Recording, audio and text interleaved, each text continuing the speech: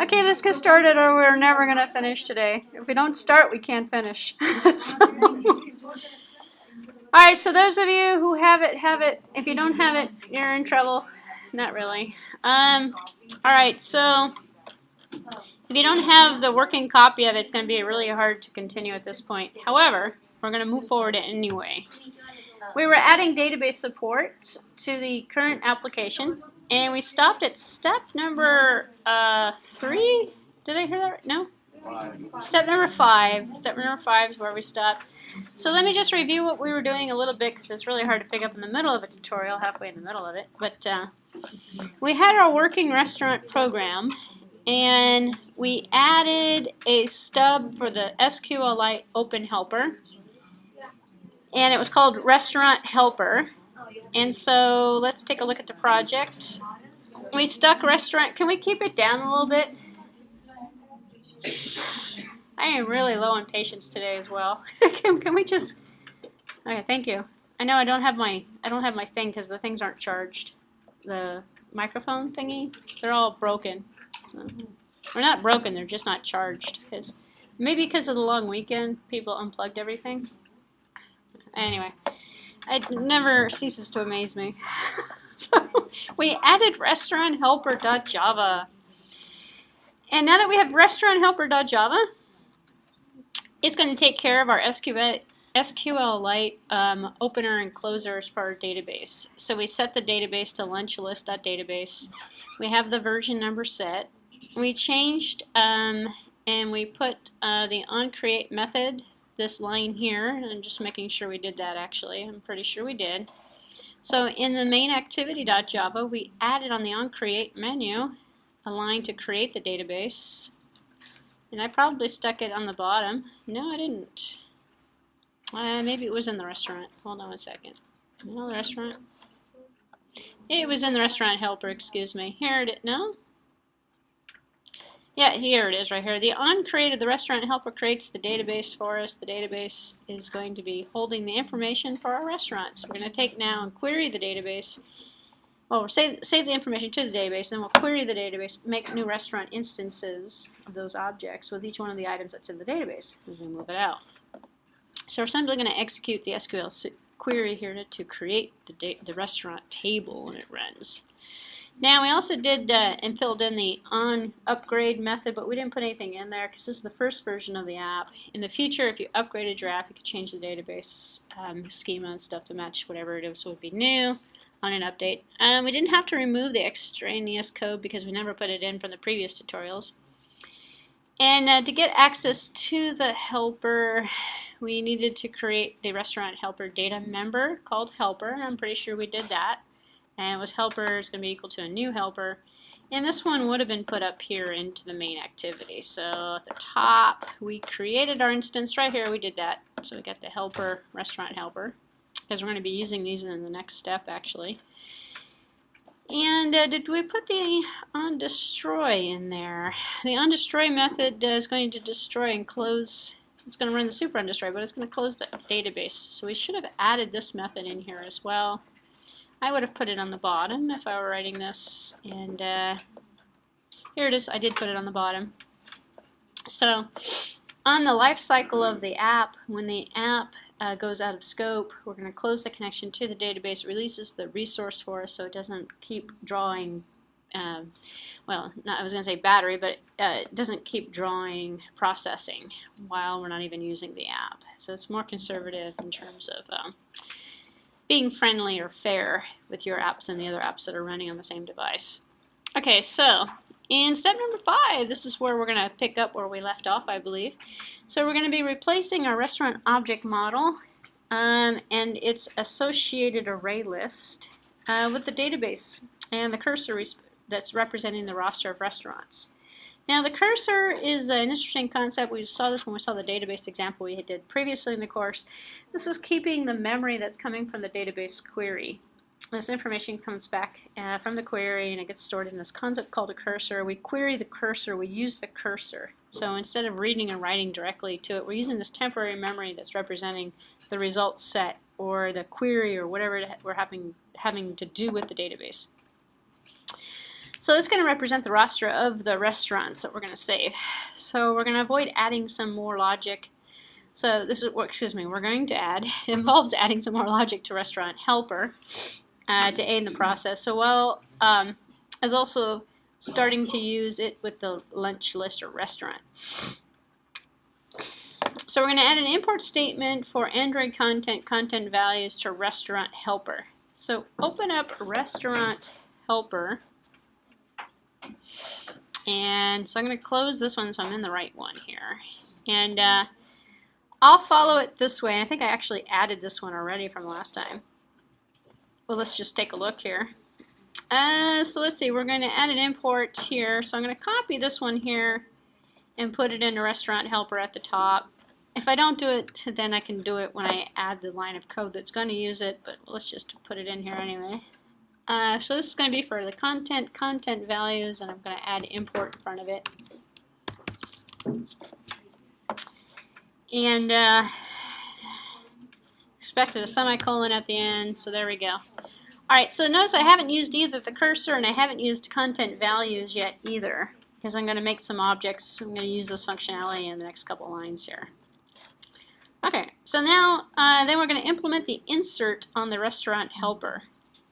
So let me just take a look here to see what I have in restaurant helper to refresh my memory. I don't have anything. I just have an on create and an on update. So we're going to put an insert method in here, and the insert method is going to take the name, the address, the type, and the notes associated with our GUI, and we're going to create a new content values, which is going to be called CV. It's going to be equal to new content values.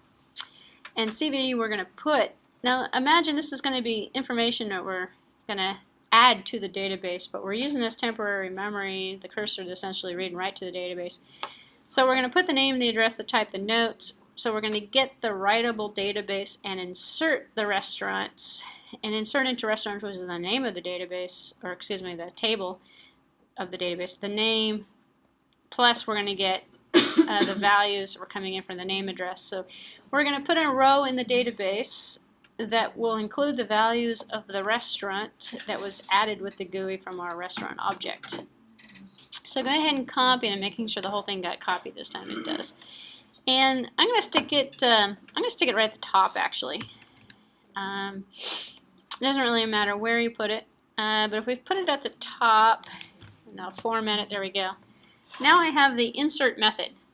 So on the database helper object, we're going to insert a new row into the database.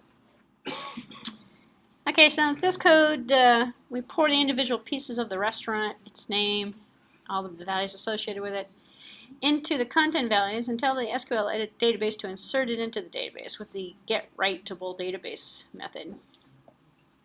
So let's see. Finally, we actually need to call insert to insert it in at the appropriate time, which is after we hit the save button. So right now, our save button adds a restaurant to the restaurant adapter.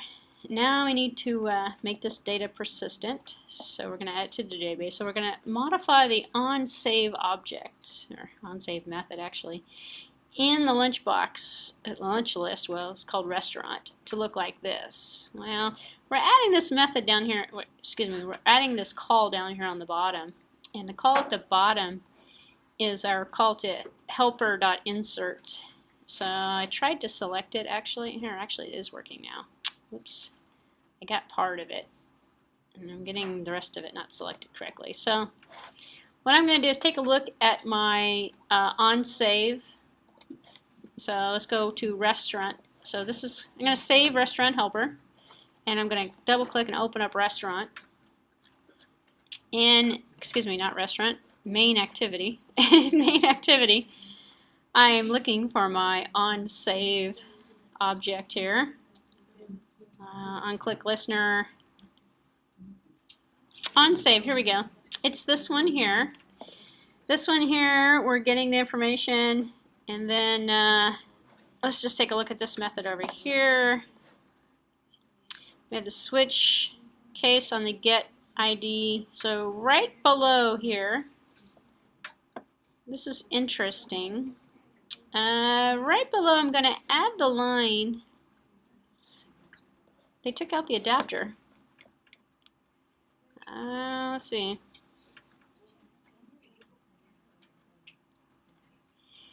I'm actually going to be stupid. I'm going to take the whole thing as is.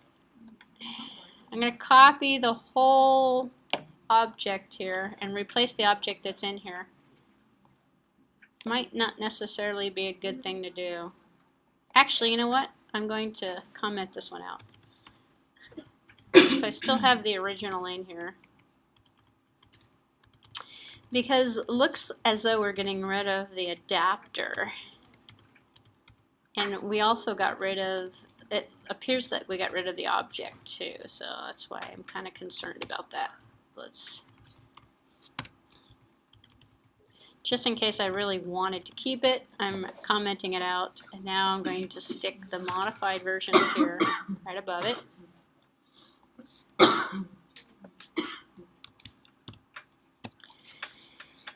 And this one did not cut completely, so I have to get the last line that was out of here. See, this last line did not copy for me from here, although the two at the end did, which is actually kind of weird. Let's just clean this up a little bit.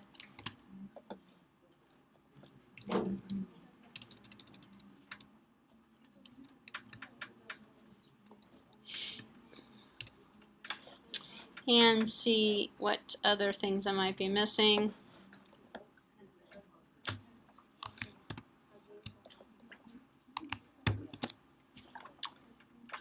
Let's see what this one's going to say. This one's going to say that there was a token deleted these tokens. Syntax error. Okay, so I probably have a special character of some sort in here.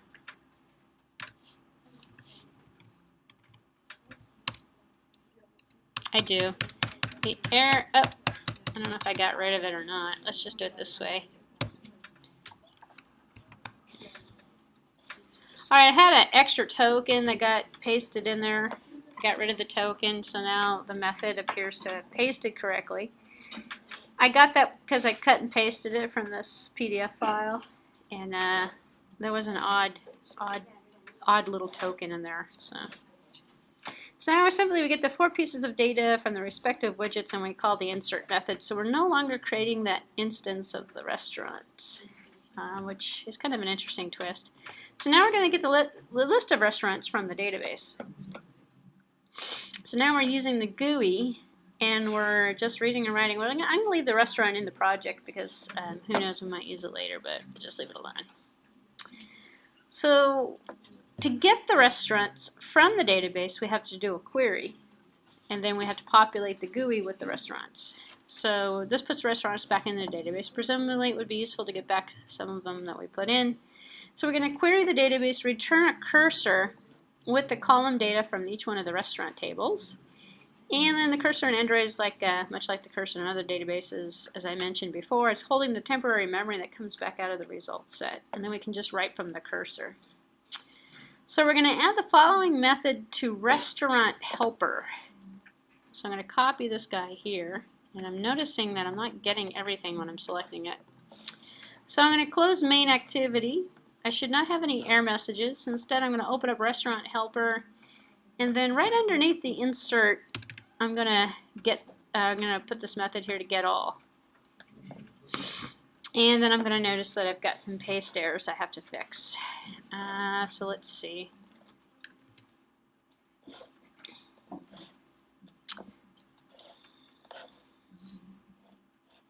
Let's see.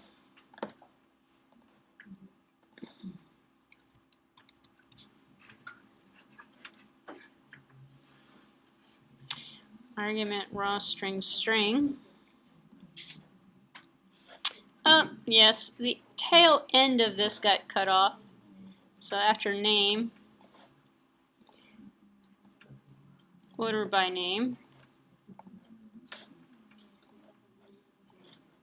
No, it just does not make it completely. It's probably easier to type it, but let's just put this in here. Order by name, that's my second string, and then a comma null, and then close it out.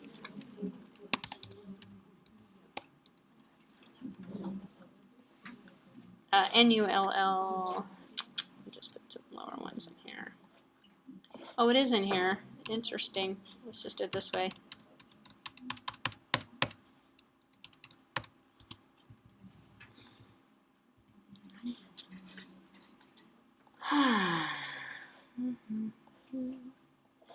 order by, oh, let's take a look here. Probably missing the quotation mark, and I was. And let's see what's wrong with this one. I'm missing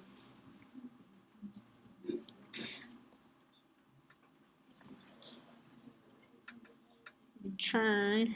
That's the return line. Okay. And I need a closing bracket at the end, which I don't have.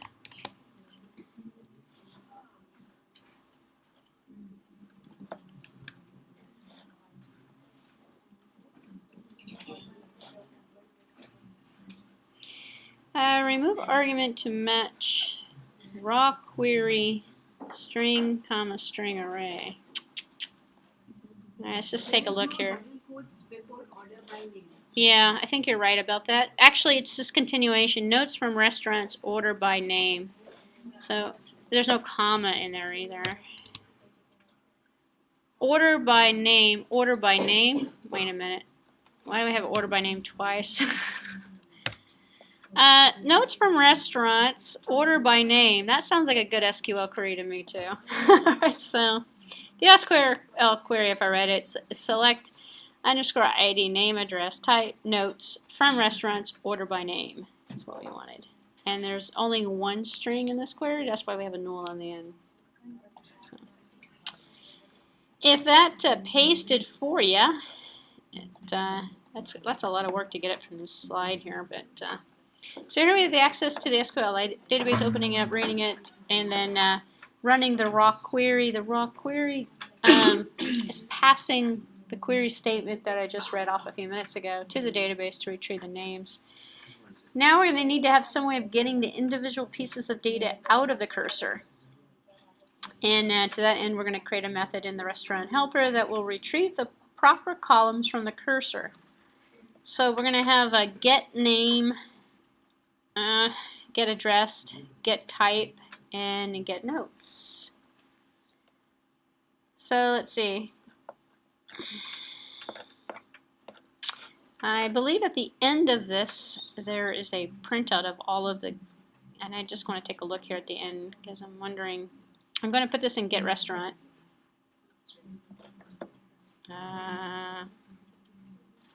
Get restaurant helper. Okay, so I'm going to copy this here, just take my chances here, and put these methods in the restaurant helper.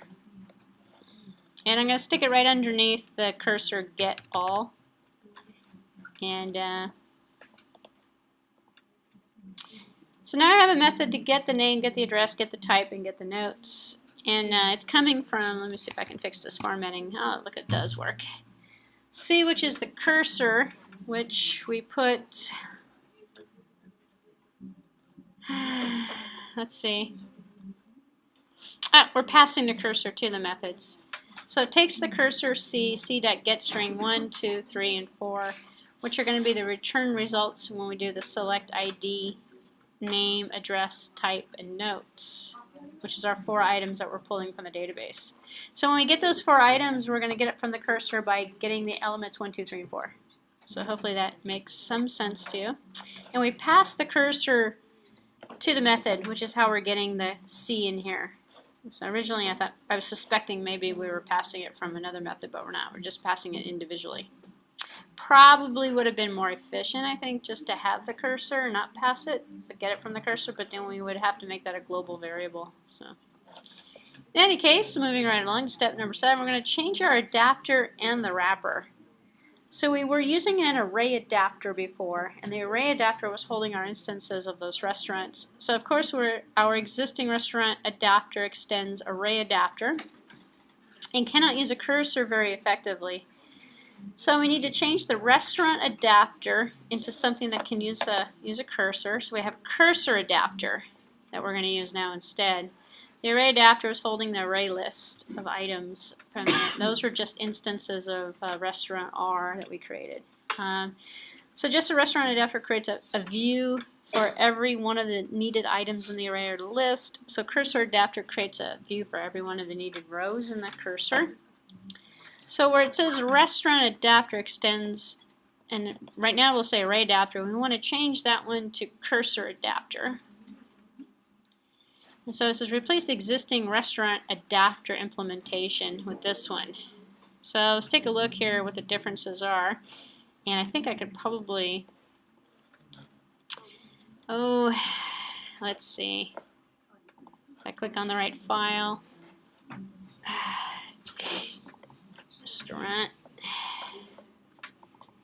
helper. Which file are we in? Restaurant adapter. We don't have a restaurant adapter. Let's take a look here. We can add the class restaurant adapter, which we skipped in a previous step, I believe. It doesn't matter. We can still add it, but let me just take a look here. Maybe it's a subclass. Maybe it's down in the bottom of one of these. I vaguely remember us doing something like that. It's in the meeting. Yeah, I vaguely remember us putting it, because normally I'd pull it out, stick it, here it is here, actually. It's down here, isn't it?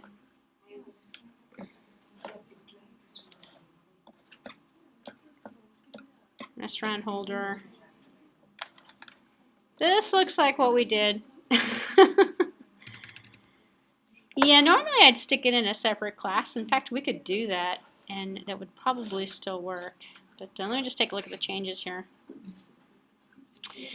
So we're going to replace our existing restaurant adapter implementation. So here's our restaurant adapter, which extends array adapter, which is holding an array of restaurants. But now we want to change it so it's equal to extends cursor adapter. And it creates a new restaurant cursor, super cursor, and then we have a bind view and new view. So this is a significantly different one than our class here. Restaurant holder. Let's leave restaurant holder alone. We're probably not going to need it.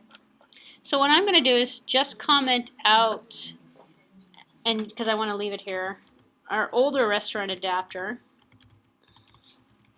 And I'm going to put in the new restaurant adapter, hopefully by cutting and pasting it, and see what happens here.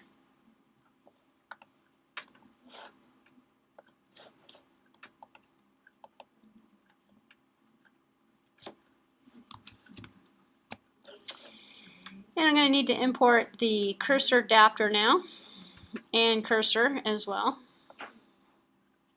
And we don't have a lunch list. Ours is called restaurant.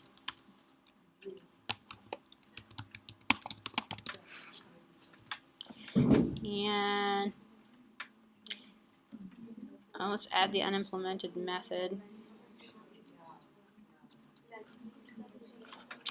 And let's go take a look here.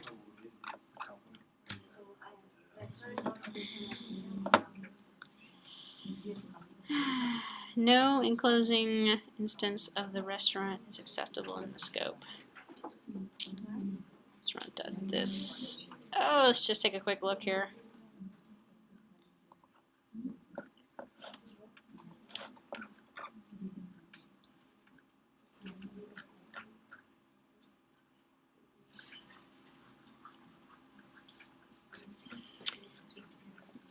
So let's see, I'm going to actually come down to the bottom. Let's see, what page was this on? This was 99.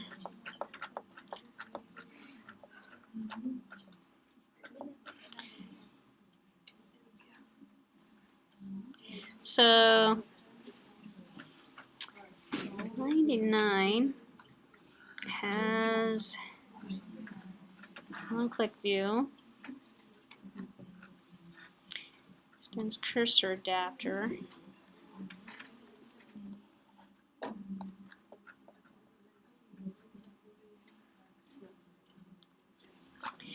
All right, so instead I'm going to go to 104 and I'm going to copy it from here and take out what I just pasted in here and get rid of my unimplemented methods.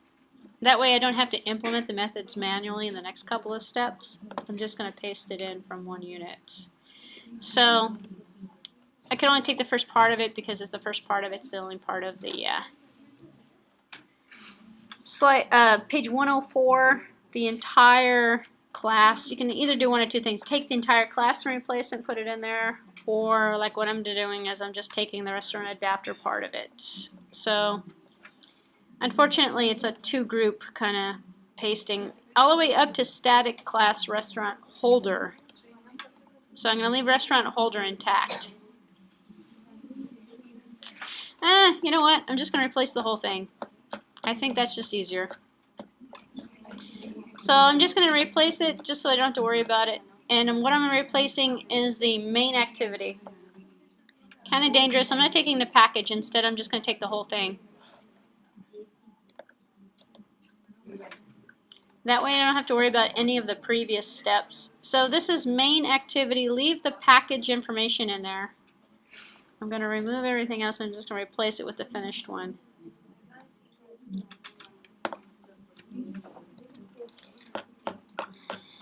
There's a lot of code in here.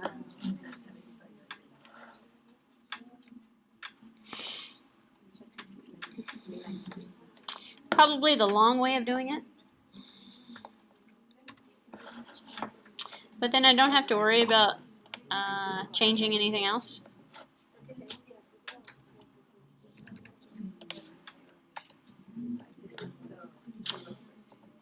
And let's see if this works. Actually, this might not prove to be a good one. Although I do have a backup of this project. So, and I'm seeing I'm going to have some problems here, over here, with the get host, because not all of it pastes correctly.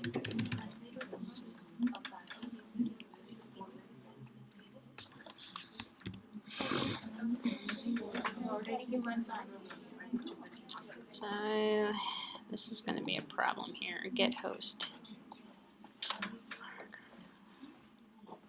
Under details.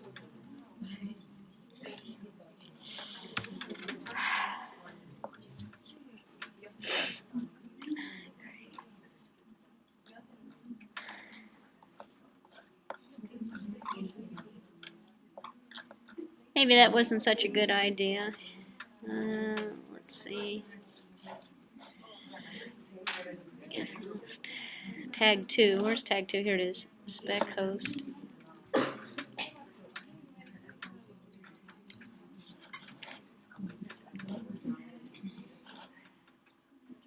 Maybe that wasn't such a good idea. Let's see. Get resource. Get drawable. And click listener. I need to put this line in here underneath. Get host. Set tab.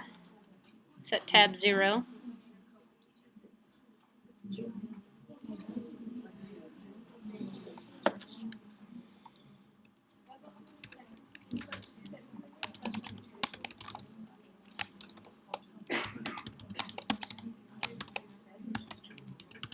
You know, the most ironic thing is the same thing that wouldn't paste before isn't pasting now either. That's the most ironic thing. Alright, so let's see. There's got to be a better way of doing this, but let's just see.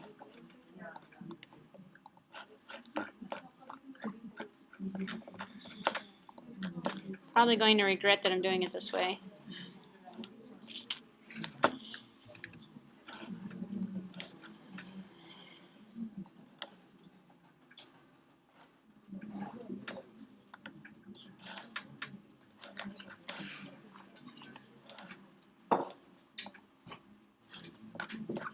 Oh my god, I think this is actually going to work. Except for it's not called lunch list, it's called main activity. Let's see if I can get this formatted correctly or better. Yeah.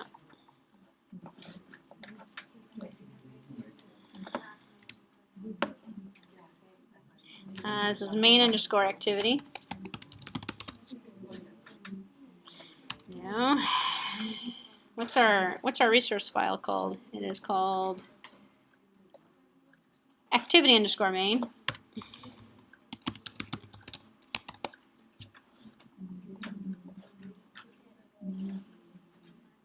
Wow, we're doing good here.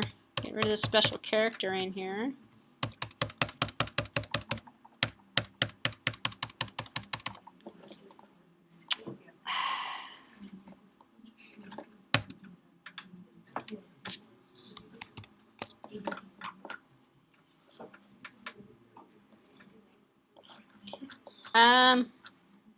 Wow. Let's see. Oh, not lunch list. It's a main activity.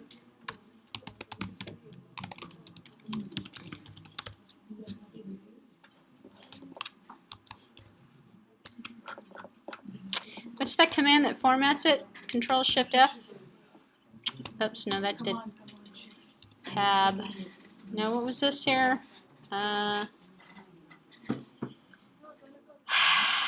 Edit, undo.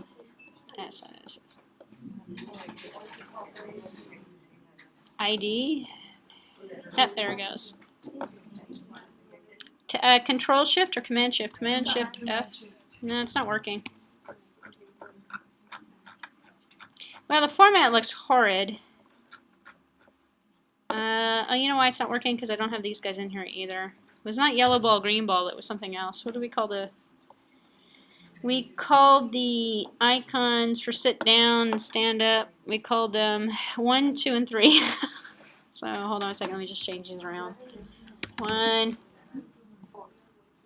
2, and 3. Or 1, 2, 3.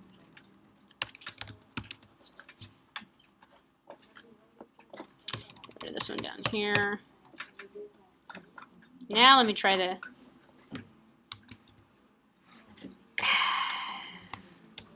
Ah, yes. Now we're looking better.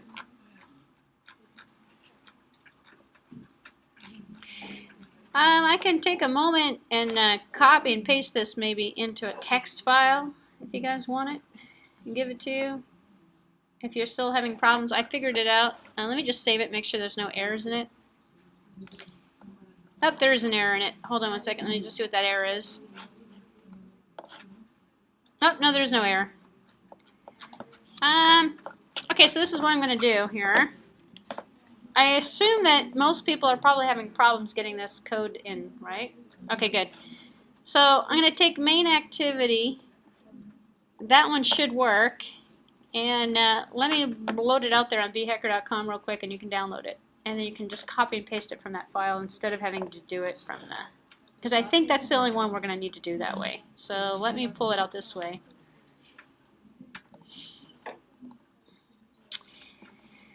And it's in the source code directory, and it is this one. So this is called main activity.java. I don't believe I have it out there yet. Find an FTP program. Got one. There it is.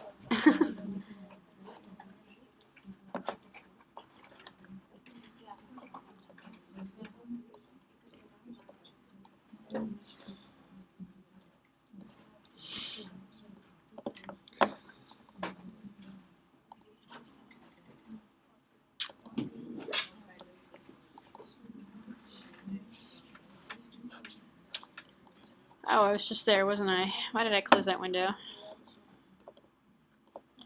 This one here, we'll just copy it.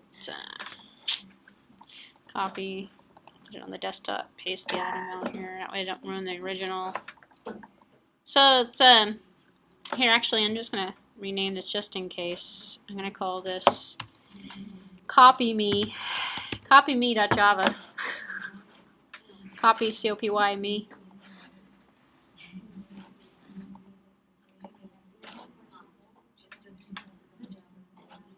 So you should be able to go to bhacker.com / and then type in copyme.java. There it is. And then you should be able to copy it from here, or see what's missing essentially.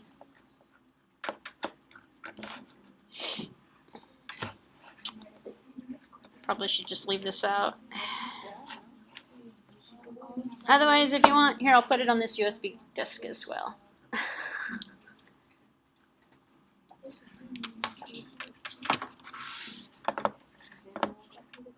This is main activity, by the way.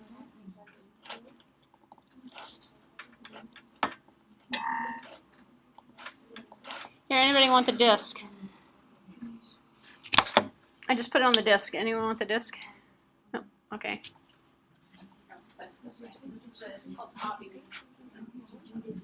Okay, so once you've gotten that correct, hopefully we're in the process of getting that set up. Main activity got changed, and I can also give you the finished product if anyone wants the finished product when we're all done here. But what we did is it changed, and let me go back to the step that I was on. I was too lazy to make the changes, so instead I changed the restaurant main activity.java to include the changes that were supposed to take place here. So let's take a look at the changes and see what happened here. Yeah? What's the website name? Oh, it's called copyme.java, Inside which folder? bhacker.com. Under the file? www.bhacker.com/copyme.java. Otherwise, it's on that USB key that's going around. If it's going around. Okay, so let's see what we changed here. We changed the adapter and the wrapper. So we changed the cursor. So we replaced the existing restaurant adapter with the lunchbox adapter. Well, okay, I just did that by copying the whole thing because mine wasn't working right. So what we did was we made use of a refined adapter. It's a separate type of array adapter. It's called the cursor adapter that's specifically formatted to hold the contents of the cursor. And we get the new view, bind the view. We have two methods we put in here, bind view and new view, that came out of that. And then we populated, so the onCreate method was also changed. That's why I cut and paste the whole thing instead of just going through each one of these. To populate the restaurant adapter. So model equals the helper.getAll. So in our onCreate method, we changed the model to equal, this is where we're at right now in the code, to equal helper.getAll, which is our adapter helper. So our helper is our restaurant helper, and that's that method we put in there called getAll. That goes and queries the database and pulls back all the information for us, adds it to the cursor, and then we're going to use the get name, get notes, and get all the getters from the cursor. So after the cursor, we get the getAll method. We start the managing cursor, and then we also put in to change the restaurant holder class that's also in here. So it's towards the bottom. We have the restaurant holder. Here's the restaurant holder. We left the row in here. That's interesting. So we changed that one to work with the cursor object instead of the array list adapter that we were looking at before. We replaced the existing code and implemented that. We cleaned up the lingering array list reference by getting rid of the information that was in the onClick listener for the array list adapter. So on the adapter view, onClick listener, that also changed. All this stuff got changed in the main activity, which is the one you're copying over. So at this point, you can recompile, reinstall the application, try to see if it works. However, you'll find that the list of restaurants will not update unless you exit and restart the lunch list activity. So let me see if this actually works at this point. I wonder if I have... Let me start my emulator. Oops, I'm going to start Xcode. Let me start the emulator. Not a bad time to see if it actually works. Oh, if you're an VirtualBox user, if you're an Xbox or VirtualBox user, you might notice there's an upgrade. What does that say? Machine reports that the guest operating system does not support mouse integration. So I just installed this upgrade, so now I'm getting these new messages. That's nice. So let's see.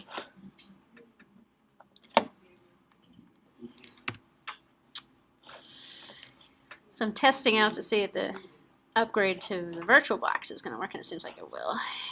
Yeah, interesting message. Okay. So let's see if restaurant runs.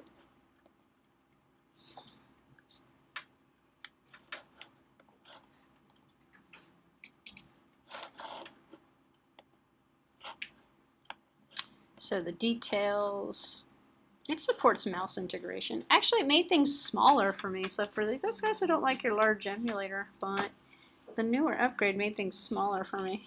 So I'm going to put Subways back in here. And let's see, the tab's not working. down the street. Takeout and notes fast food.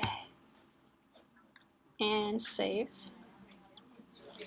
Now if I go into the list, I see this one here, it comes back. So now if I close the app and load it back up again, here's the restaurant here. I see Subways. Before, I would not have seen Subways. Subways would have gone away. But our save button I don't think is up. Well, no, our save button is updated. So we do have to close the app and open it back up again. There's no refresh button. It's going to test it for us. So the only way to test it is to close the app and start it back up. Does anybody want that disk? I noticed that the disk is still going around.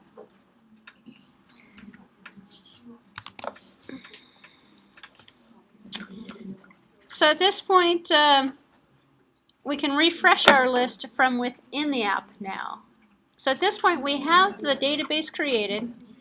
And as I mentioned before, if you had problems, all of those changes were done in main activity.java. So I put that's the copy me.java on the website or on the disk that's going around. Take everything out of main activity except for your package information. Paste that stuff in there because you don't want to mess up your package information. You might be using a different package name than me. Paste that in there. You should have a working app right now that saves the information. Are we on the same page? Or do we need extra time to catch up?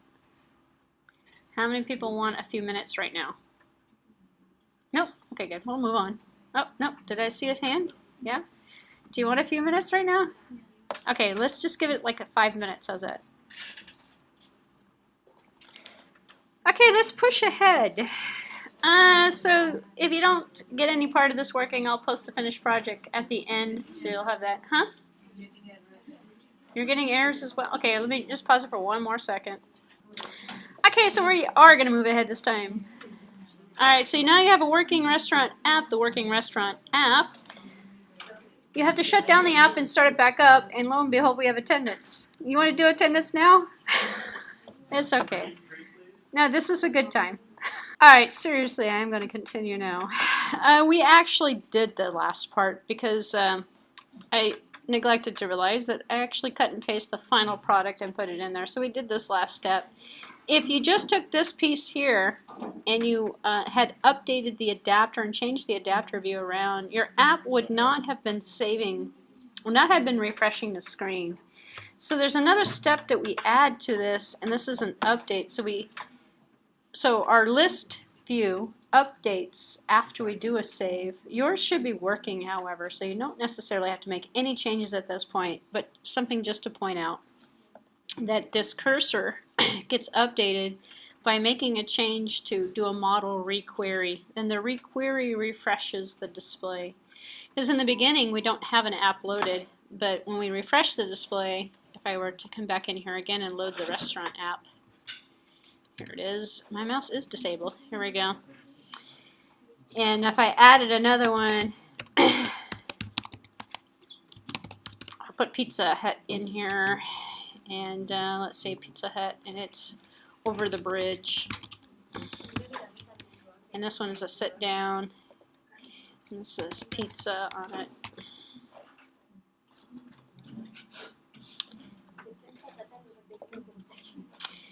Then what would have happened was that if we don't add that requery, this list view is not going to update for us until we exit out and then we enter back in and run the fresh query again, which is kind of, when this originally happened, I went, wait a minute, that updated too quickly. It was because it was running a requery because I had already added that line of code in there. So it's really just one little change, resolve the issue. You add model.requery immediately after the inserts on the onsave. So it does an insert, and then it does model.requery. The requery goes back in and runs the query all over again, updates the interface. So long story short, what's going to end up happening to you when you start using databases and start creating database apps, and this is a really good one actually to kind of just, you know, along with the other one we did previously in the course, to use as an example or as a model in terms of how to set it up with the database helper. You can call it anything you want, but this one is essentially using the same model as we did earlier. And so now you have persistent data, so you can change the theme around. Just make sure to run a requery if you want the database to actually be requeried and you want the interface to update. Alright, so we are actually done with the restaurant app. And we're going to leave that restaurant app alone. So now what we're going to do is move on to a Twitter app. Well, a fake Twitter. We're not going to do Twitter. We're going to do another Twitter. And we're going to I'm basically going to let you finish the restaurant on your own if you'd like. So if you haven't noticed, assignment number 5 is a restaurant app. You have no excuses. You have one of your assignments already done. If you did that, well, all right, even if you took my code, that's fine. You can use pieces of that, or you can use the whole thing. If you run out of lack of creativity and you have no problem, you can recycle that and turn it in. I will accept that, especially after sitting through this and having participated in this, hopefully. So long story short, you have one of your apps already done for you. That's assignment number 5. A couple of people have been sending me email messages regarding some of the other assignments. If you're not aware of it, all your assignments are due on the 16th, which is not next Monday, but the following Monday, which is the day of our final exam. Which means if you haven't started doing anything, you've already about 3 or 4 of them already done, because we did the first one in class. If you don't remember that, it's the name getter thing. We did that one. So we have number 1, we have number 5 done. I think we did, well, the notepad is a tutorial, and I can't remember the other one right now.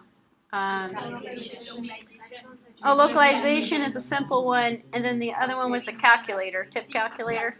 We did the tip calculator as well in class. So if you've been coming to class, you can reuse any of the code that we've created in class to make your assignments work. We've covered all of the topics for those assignments already. If you're interested, this tutorial does continue. We're not going to continue it, but it does continue. It basically takes out and does some of the things we've already done. It pulls out the tab view into 2 separate classes and uses an intent to go back and forth. But I don't necessarily see a need in having to do that right now. Also, in another one of the tutorials, it creates a preferences file for you.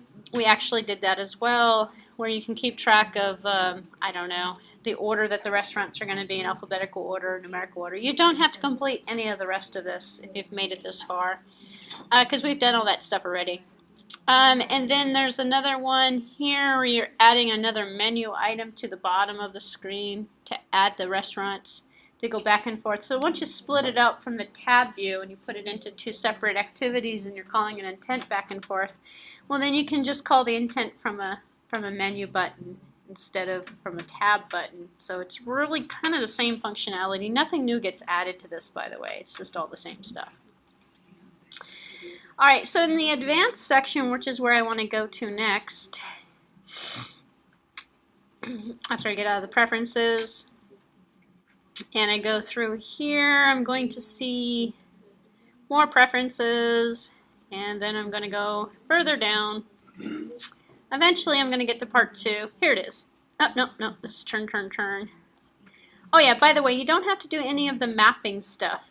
So in the assignments, the notepad and one of the other ones, I think the restaurant one, it says something about a map underneath it. Skip that part. I took the mapping requirements out. There's no maps that you have to create for this course because the mapping got extremely complicated with all of the new Google tools that were added to this. We tried it in class. We had problems with it. I'm having problems with it, and I have a Google account. So long story short, remove the mapping. You're not going to miss anything out of this. All right, so now we're going to do this tweet-like application, but we're not going to use Twitter. We're going to use something else. In fact, in this tutorial, we're going to experiment with the Apache HTTP client library in Android using a post to status update to and we're going to use this thing called Indent, I-D-E-N-T, I cannot say that, .ca account. So we'll have to create one real quick. So the service itself is powered by StatusNet. It's a micro-blogging service provider, similar to Twitter, but it's not Twitter.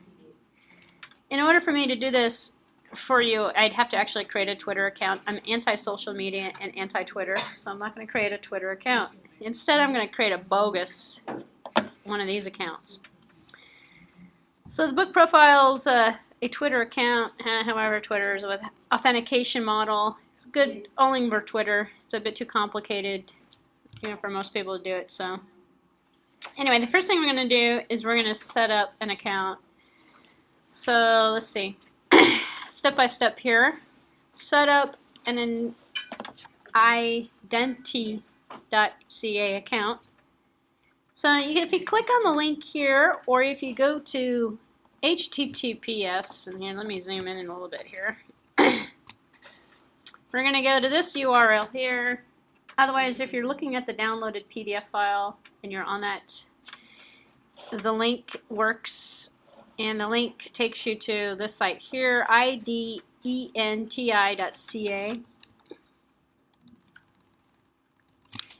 And that is on page 189. Oh, excuse me, 156. Page 156 of that book, if you're looking at the book. So you're going to get a confirmation email, and you must click on the email in order to be able to work with the rest of the API. So we're going to, at this point, I'm going to click on the no account yet, try it. I'm going to set up an account. So go ahead and click on the try it. And I'm going to put in here B Hector. Actually, if I do that, I won't be able to do it again, will I? I'm going to put in here test user. And the password's going to be, well, here, test user. Put a password in there. Register.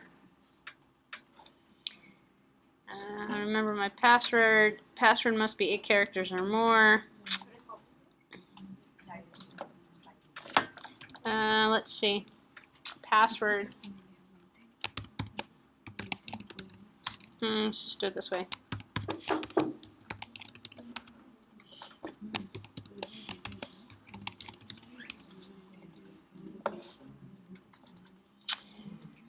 All right, let's go back.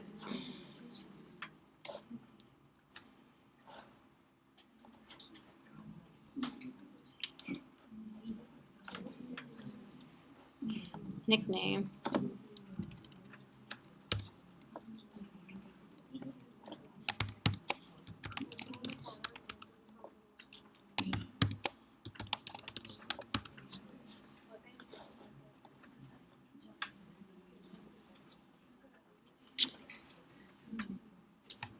Okay, I'm trying to see, I didn't put my email in there.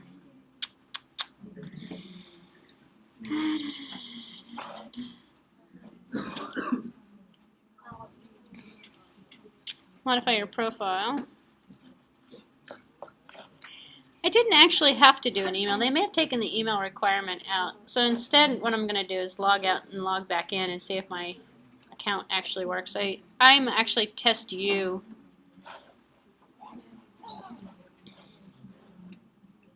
Already have an account. Login nickname.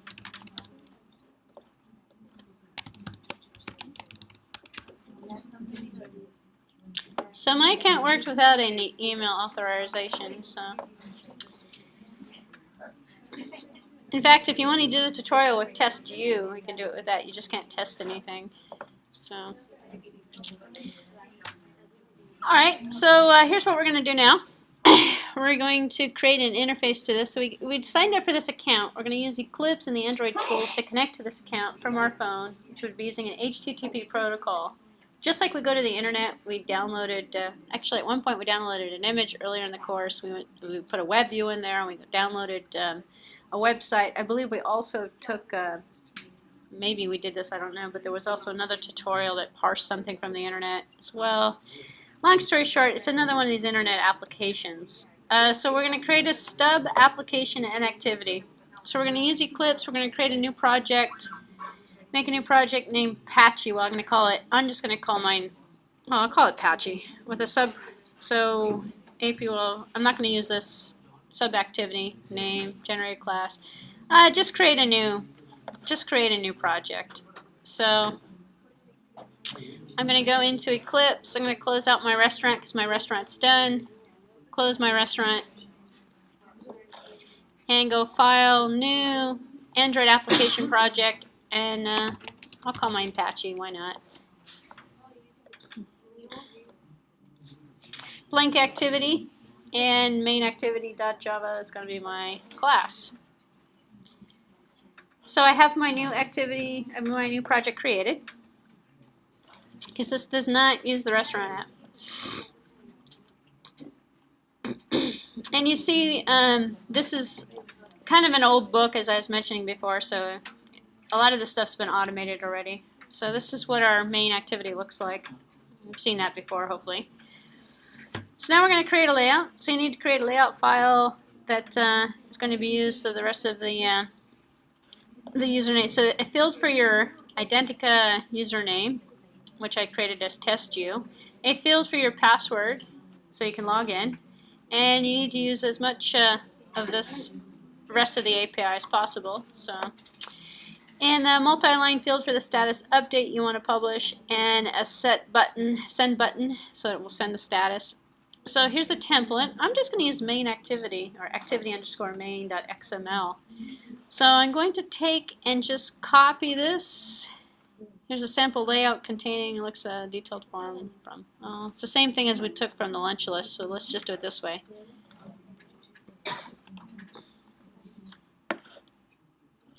So let's see. I'm going to close out main activity, and now I have main activity XML files ahead of me here, but let's just see where that came from. It's from the resource folder, from layout, main activity XML. So I'm going to get rid of the relative layout, and I'm going to stick in here the table layout. And let's see what's next here. If you compile and reinstall the application, you'll see the layout in the layout is supposed to look like that. So let's take a look, see if we get this layout or not. So we essentially just created a blank application, and I cut and pasted and I put the layout in there. So I'm going to have this layout that's going to show up on my screen. That's about it. So no functionality yet. Let's just test the layout. Make sure the layout looks okay.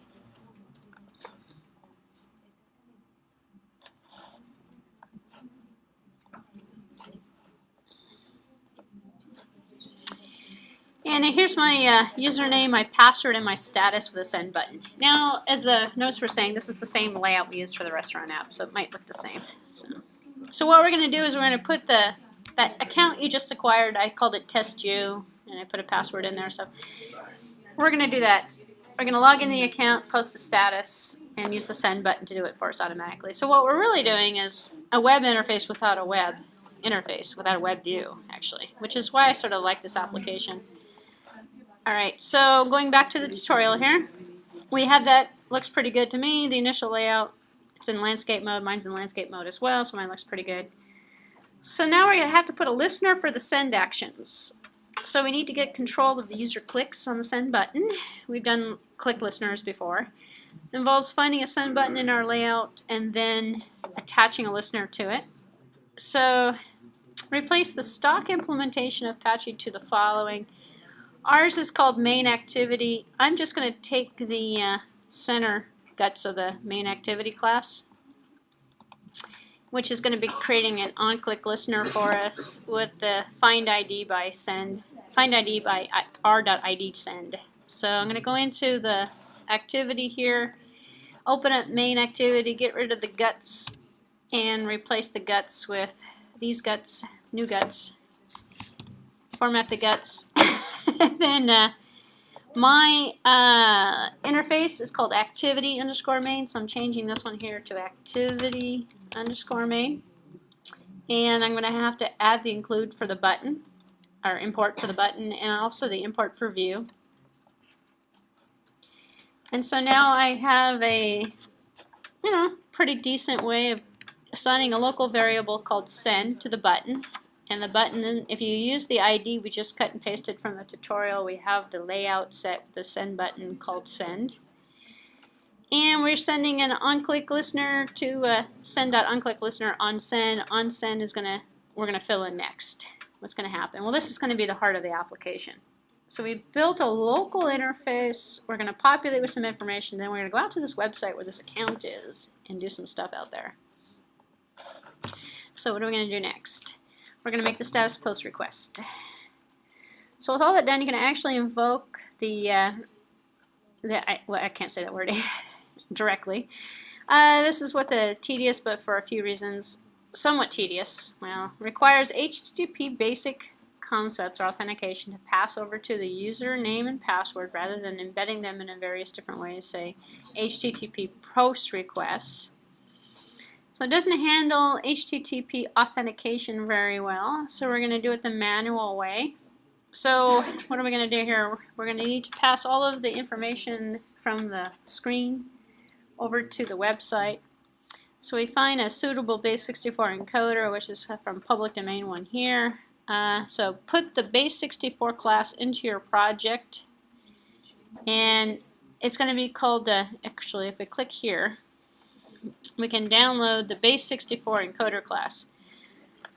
So when we send information back and forth, we're not going to send it like a post that we get from like a web form, because then it shows the information. So instead we're going to use this encoder library that's going to send it for us. So we need to download it so we can install it. So if you click on the link that's in the tutorial, there's a suitable base64 encoder at this public domain 1. If you click on this link, it'll take you to that. And we're going to put the base64 class. We're going to download a Java class. And we're going to put it into your project and add the patch package line to the top of the file. So it's available for the Apache implementation. Note that 2.2 has base64 encoder class, though it has not been tried as part of this tutorial. Well, let's not worry about that. We'll just install this new one here. So let's go back out to that website. Here, I'll just click on the link one more time. I'm going to download it, and let's see which version I'm going to get here. I want this base64. And hold on one second. Looking for this one? No. Let's go back for a second here.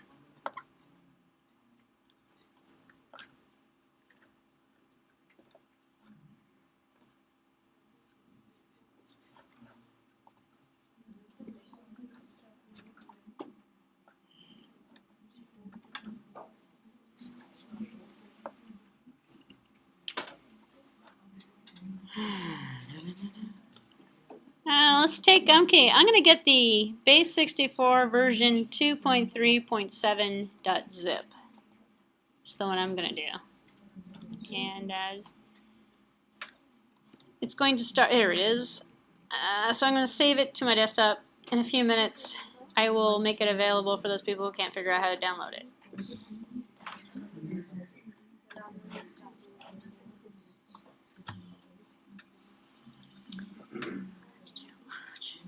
Source APT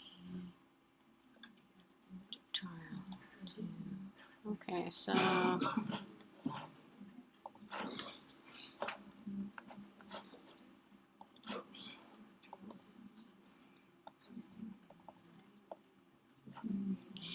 I have I've downloaded it, and I have a folder sitting on my desktop that says base64.java, which is the file that I need.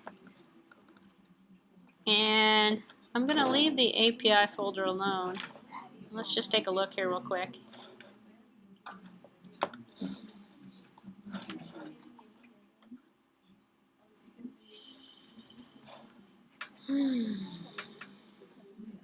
Source. So I'm just going to put the base64 class in there. And I'm going to drag it over, and I'm going to put it in the main package. So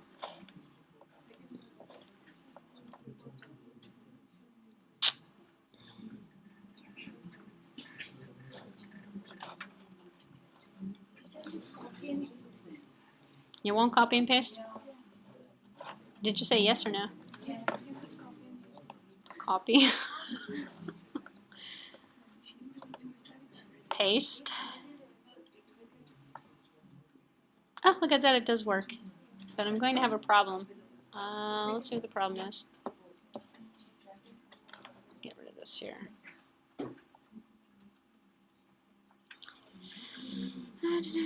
Probably an extra character of some sort in here.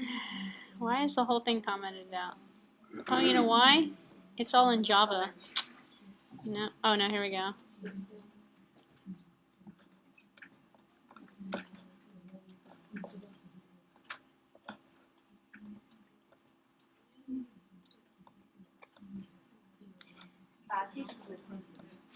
Yeah, the package is going to be wrong. Let's just do this here. Write it, the file app is commented at the start. I know, just hold on one second. Actually, let's just do it backwards. I want to get rid of this, all of this stuff at the top so I can put the package in correctly. Because the package is com.example.java.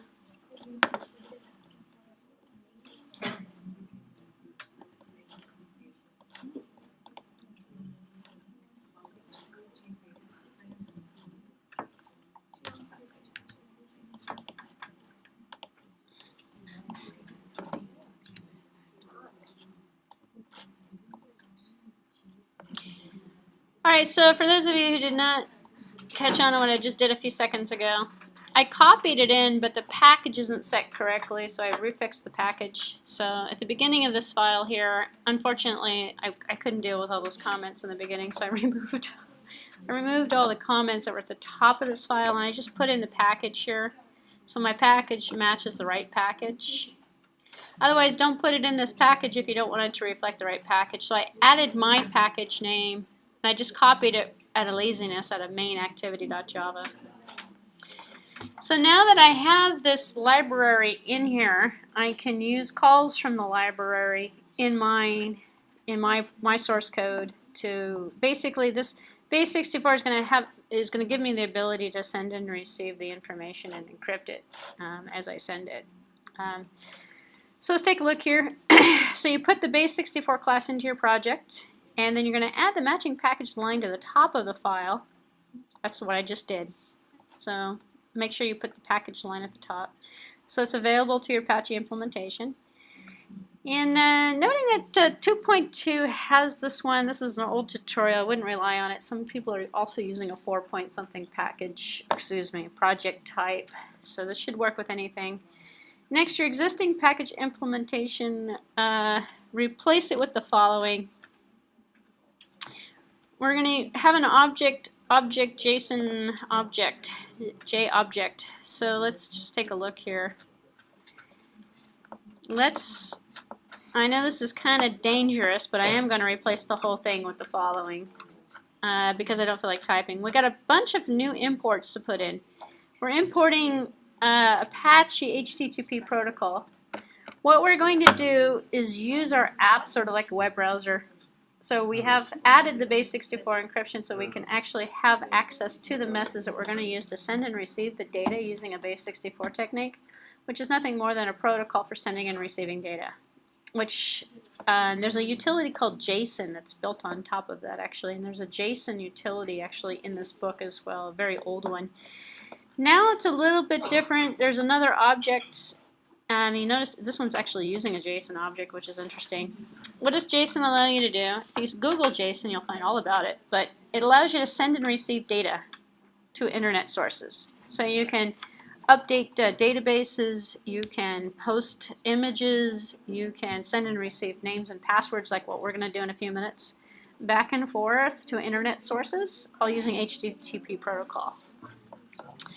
Alright, so I'm going to take my chances here, and I'm going to go ahead and start copying this into it, and I'm changing my main activity.java class. So I'm going to have to change, oops, here it is. I'm going to leave my package at the top. Luckily, there's nothing really in here, so I'm going to paste in and take my chances here. So far, so good. It's just a bunch of imports anyway.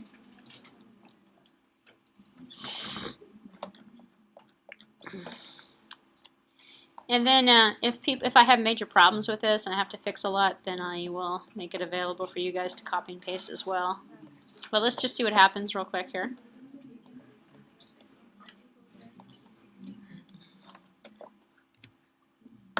Let's just give it a few minutes here. Get the rest of the code in here.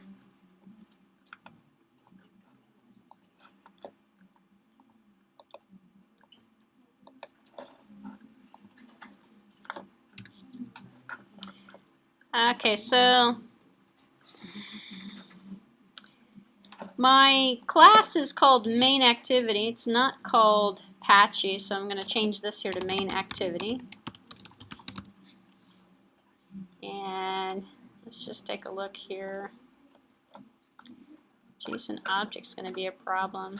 Let's see. And my layout is called activity_main. So I'm going to change the layout. See what else is wrong here.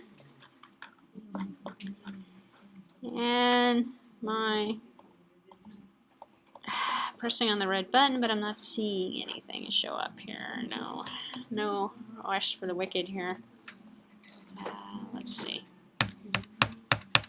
I could possibly have one of those extemporaneous. Yeah, I do. I have a bad character in here again.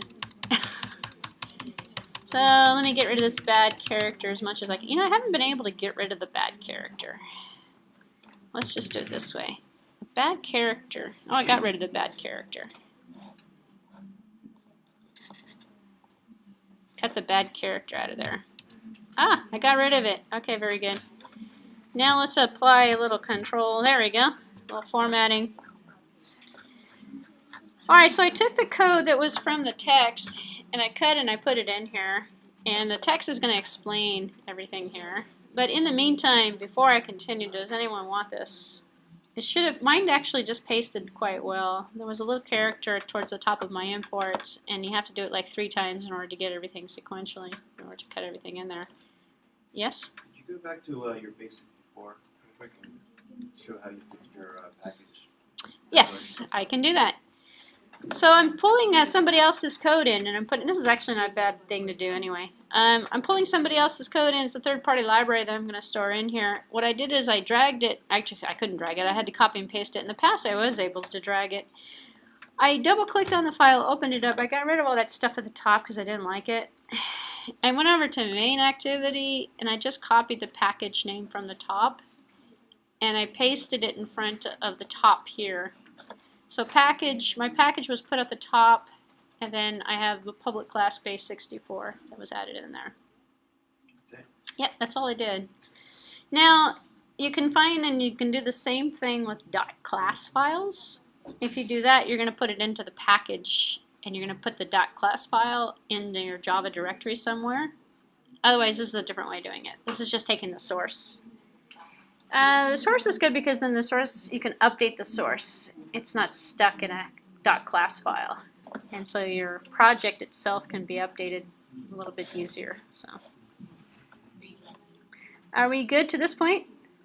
Do we need more time? Does anybody want this? Yeah? Ah, okay. So what I did to get the base64 file, actually, you know what I'll do? I'll just put this out on my website. But let me tell you where I got it from.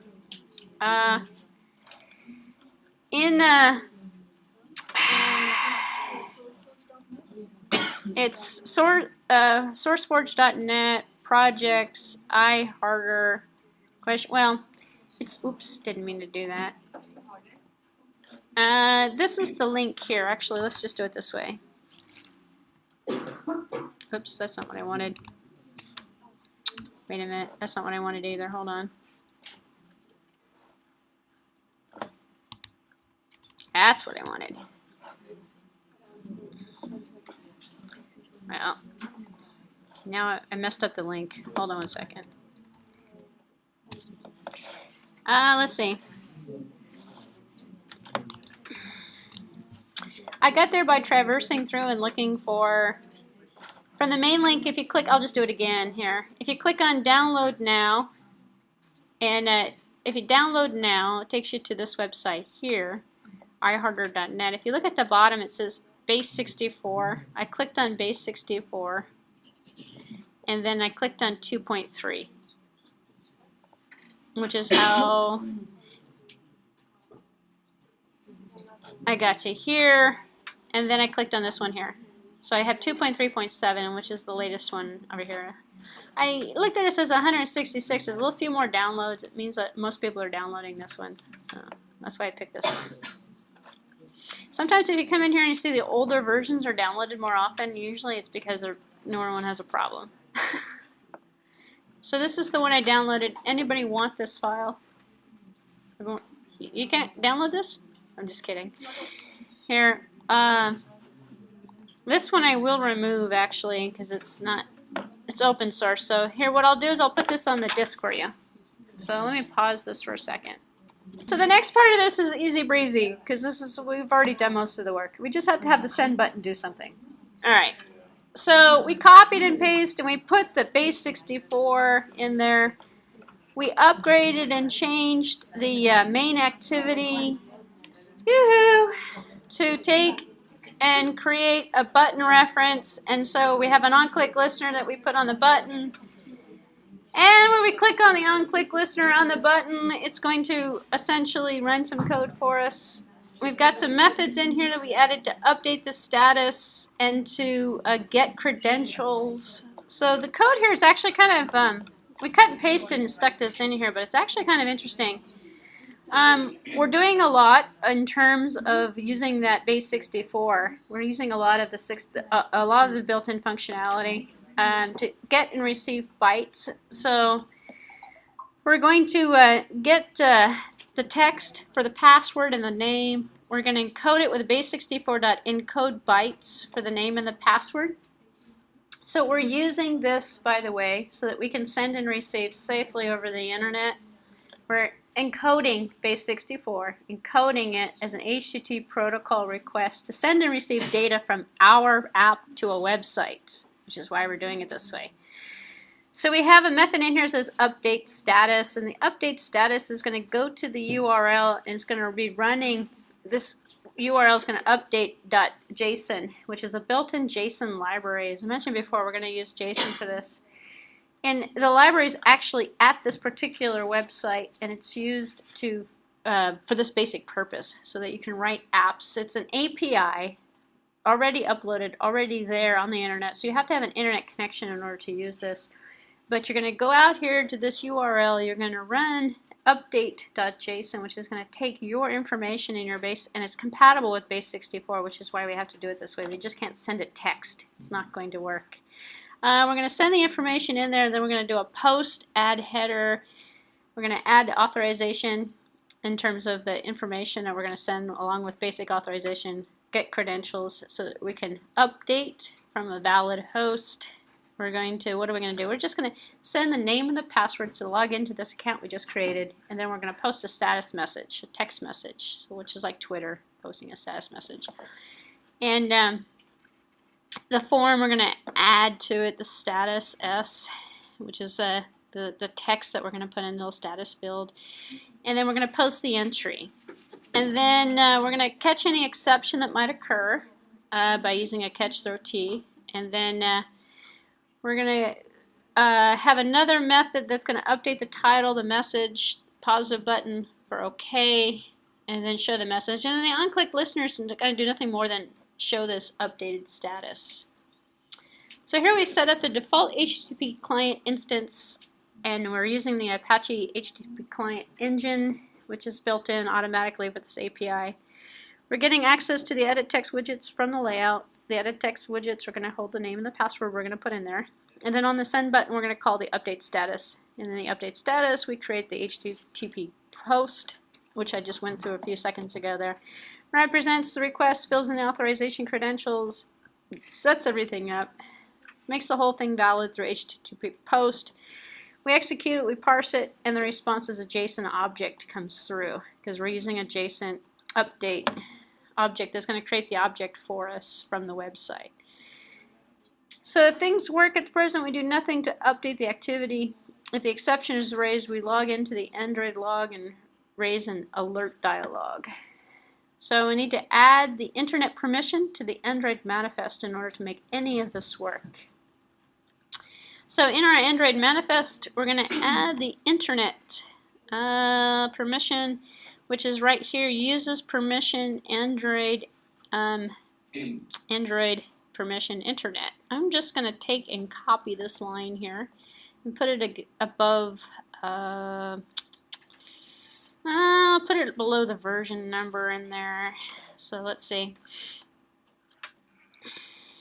So we give our app permissions. That was actually all of the code that we needed to do, which isn't too bad. So you can add the permission, uses the permission into the permissions.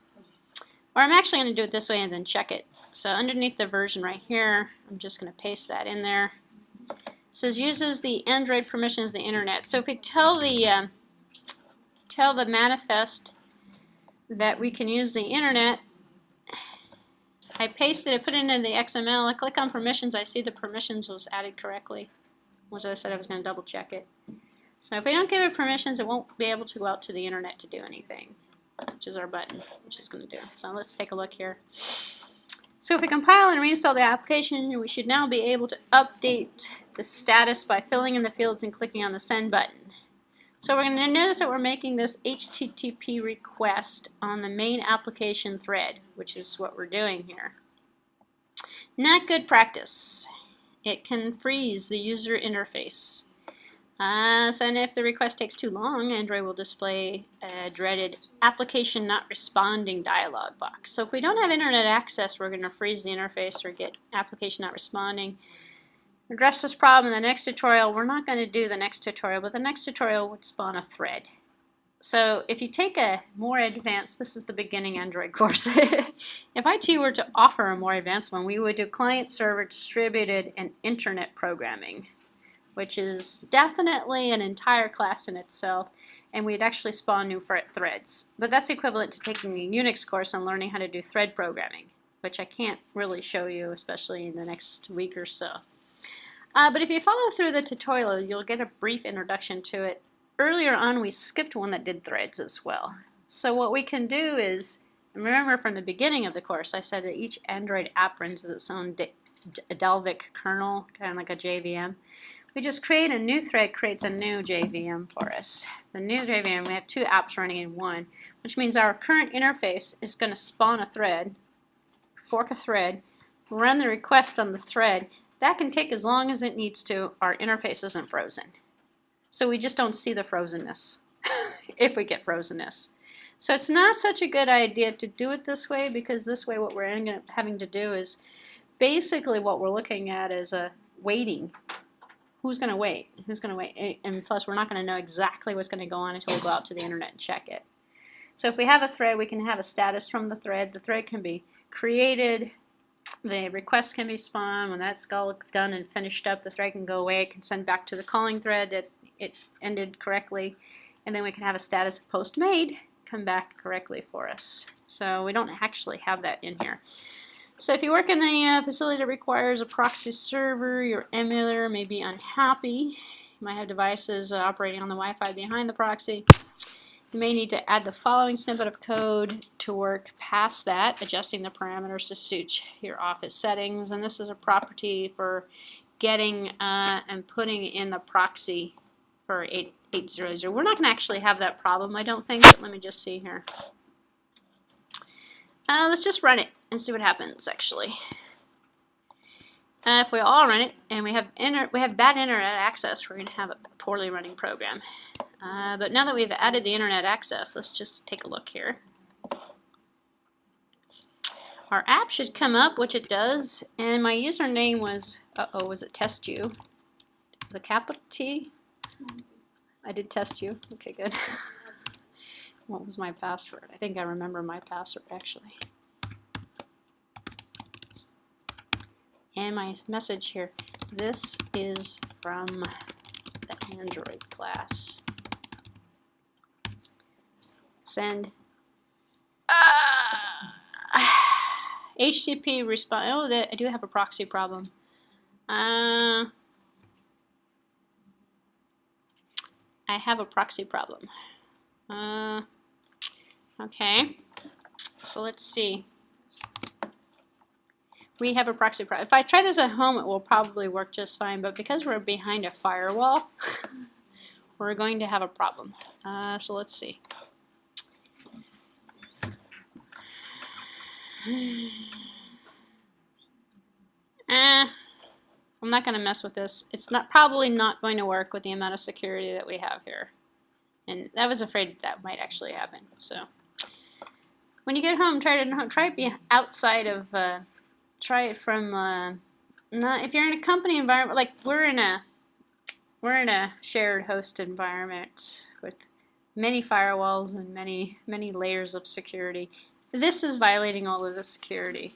This is how you would send a virus or you'd send a post. It's just a raw HTTP post. This will work, however, if you take away all that stuff. Or if you set the proxy. I don't know what our proxy. I don't know what the host is, and I don't want to violate this because then I'm going to have problems. So I'm going to try it at home. So try it at home or try it in an unsecure environment where you're on a private network. Actually, you could probably do it at Starbucks. It would probably work. No. Their host. You want weak security. You don't want to be behind. You do not want to be behind a proxy server. So, usually, big company large networks have those servers. Don't worry about the extra credit. We're not going to do it. So, what I wanted to do is actually kind of show you this part of it, although we're not going to do it because I'm looking at the time right now. I'm going, not really feasible.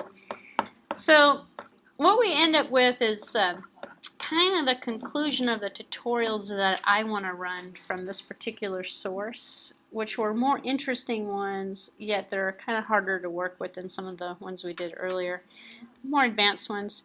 If you go on to this one here, opening up the jar, just like when you can do website development, when you can load in packages. So what we did here, let me just explain something real quick here. This app will work. You just have to do it from a less secure network. We put in a base64.java file that went out and created a JSON object out onto the internet. It ran it from if you look at the code for it, it actually runs it from an internet URL, this one right here. If you go to this URL, it's probably going to give me an error message actually because I'm not going through the correct channels to get there, but let's just do it this way. Yeah, error, not logged in. Because it's looking for people like my app or your app who's sending it through an HTTP protocol. There's no web interface for it, but it's using the web. So it's not like a user interactive kind of mode. So if this were to work, it would log into this account, post the status update for me. And the status update would show up in my account. So what ends up happening is you get a bunch of parties out there that put together these APIs, and sometimes I call them frameworks, that work. Twitter has one. A couple of the other ones have one. Problem is there's a fee sometimes to download it. There's a fee to use the service. You've got to actually have an account. It's not as easy as what we just demonstrated or tried to demonstrate. And most of the code is packaged in a jar file. A jar file is kind of like a lot of class files put together into a zip file. Jar and a zip are pretty similar. But you copy the jar file, and if I look over here in my Android, I see android.jar. You drop it in, you take the jar file, you drop it into the Android directory. Or you open up your project properties and you add the jar file in. And you get a bunch of built-in libraries. So instead of using Java files, you're using built-in library files, compiled .class files, pre-compiled for you. It's not what I'd call heavy-duty development work. In fact, most of them have demo apps that come with it. You download the demo app, you download the jar file. You add the jar file into your project file. You run through the demo and you see what the lines of code, and it's 1 or 2 lines of code, and it allows you to do all this functionality automatically. And there's no problem with the executable file, there's no problem with any of the build. It just is kind of sort of guaranteed for you. So the tutorial goes into using a jar file.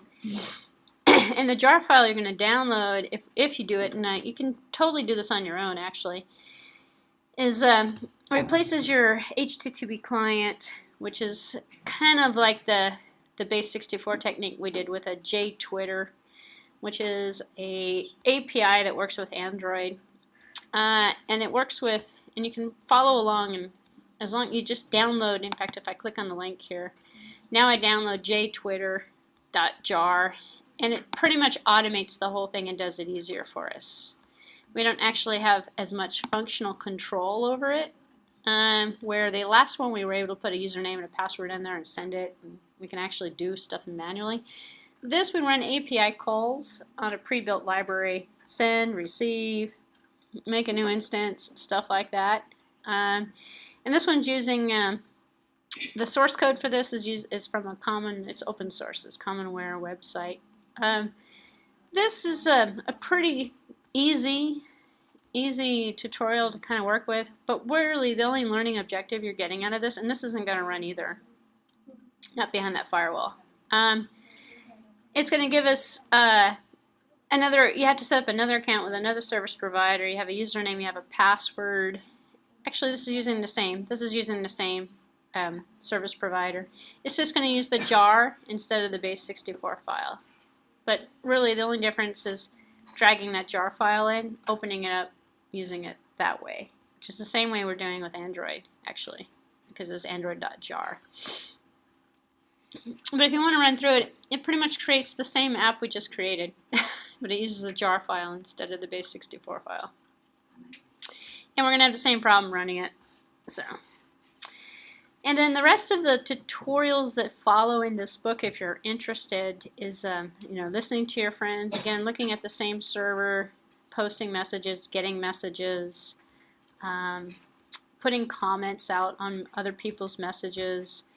Now, really listening to a different version of the same program over again, which is use the jar file instead.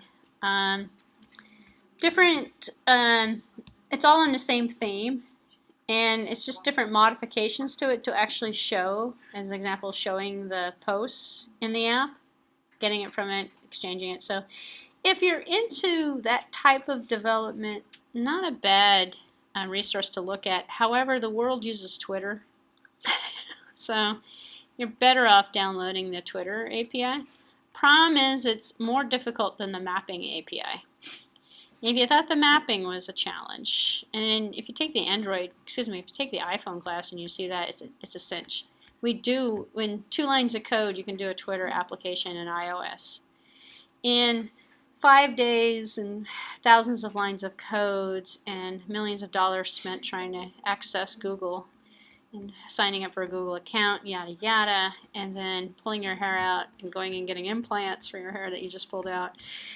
You're looking at a lot more work to do it from the Android end. Otherwise, I'd take you through it. Unfortunately, I don't have the patience to take you through it because I don't have the patience to do it myself, to tell you the truth. So, not to scare you away from it, but those people who get into it really get into it because you have to really have a dedication to wanting to make it work.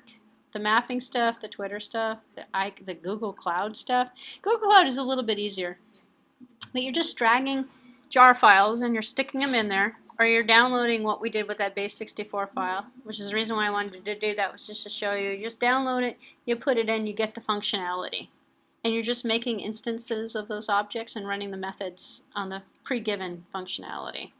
So it's kind of like Visual Basic, actually. You're just downloading and running pre-built stuff that somebody else wrote. You're not really writing anything yourself. So we did the notifications with another app that we created in this class. We did the SMS stuff as well, which is the next tutorial down the road here. And we did the SMS between different emulators. The book actually doesn't even do it that way. It does it between phones. Posts on location. Location services, we'd have to get the mapping stuff working in order to do location services. So it's, again, another API kind of thing. So